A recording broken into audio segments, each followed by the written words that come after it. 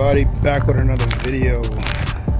So today I wanted to kind of go over a few tips to kind of share with you guys, mainly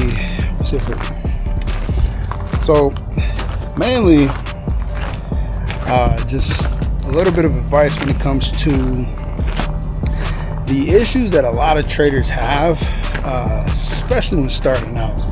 And I'm just speaking from my personal experience. Maybe it'll help you out, maybe it won't, but I'll try to give you guys my point.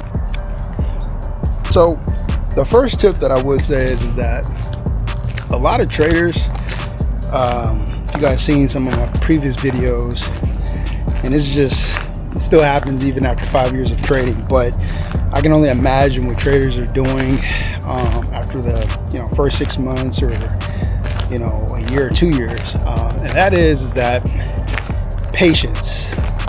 If you can learn one thing from anything over the course of your career when it comes to trading, and that is patience.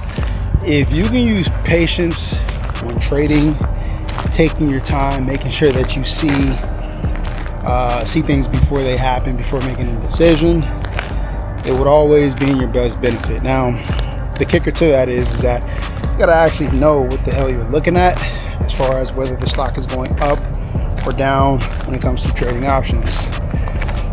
Number two, I would have to say, try not to use your entire account balance, and write the stuff down if you guys need to, but try not to use your entire account balance. So keep it simple. If you have $1,000, try not to use the whole $1,000 to play in one position. Try to use a percent of that. Try to use 25% of the play, or for that particular play. The reason why I say that is because if by chance you don't do good on that particular play, and mind you too, if you are playing with $1,000, one false move will literally put you down $400 or $500, maybe even $600.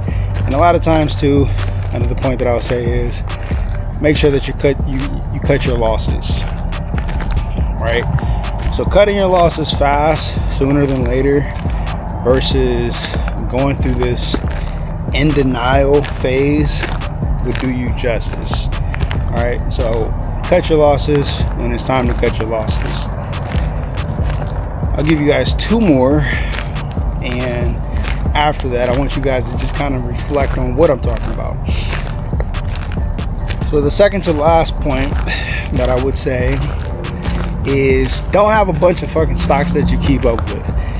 Like I mentioned before in my previous video, what I like to do is keep up with about like 5 SPY, QQQ, maybe futures, but may not go with the main futures, Apple, and choose between AMD or Tesla, but a lot of those are pretty expensive, so choose wisely.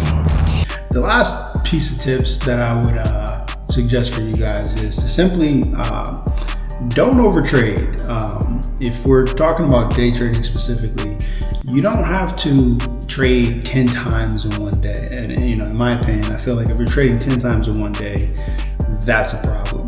Mind you, you have, if we're talking about specific time, you have from 6:30 to 1 p.m., meaning that's not a lot of time. There's only so many cycles that the stock market is going to give you. Not to say it's not going to give you a bunch of cycles, but when we're talking about big moves, usually it's like about in increments of 3, maybe 4, waves of good potential plays that you can take advantage of, right? And that's literally premium content that I'm sharing. But just so you guys know, usually 3 to 4 waves that happen in a day.